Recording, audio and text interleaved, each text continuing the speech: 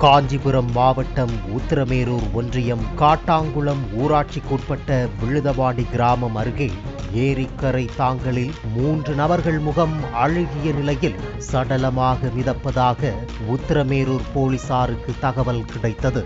மீன்கள் கொத்தியதில் முகம் மற்றும் கால் பகுதிகள் சிதைந்து காணப்பட்டது. உடலில் ஒரு சில இடங்களில் காயம் காணப்பட்டது.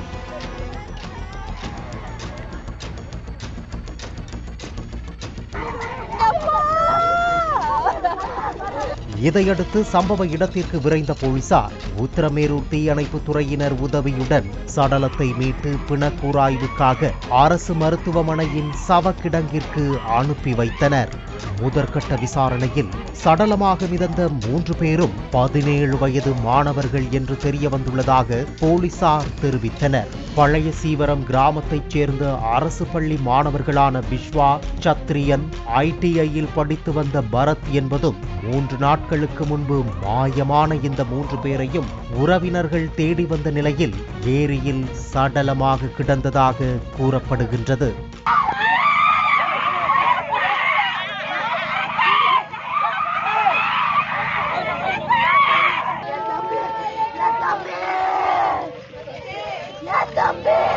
உயிரிழந்த 3 மாணவர்களும் எப்போதும் ஒன்றாக சுற்றுபவர்கள் என்றும் அந்த பகுதியைச் சேர்ந்த கஞ்சா விற்பனையாளர்களுடன் தொடர்பு வைத்துக் கொண்டு கஞ்சா விற்றதாகவும் பைக்குகளை திருடி விற்றதாகவும் கிடைத்த தகவலின் பேரில் இவர்களை பிடித்து போலீசார் விசாரித்துவிட்டு வீட்டுக்கு அனுப்பி வைத்ததாக கூறப்படுகின்றது.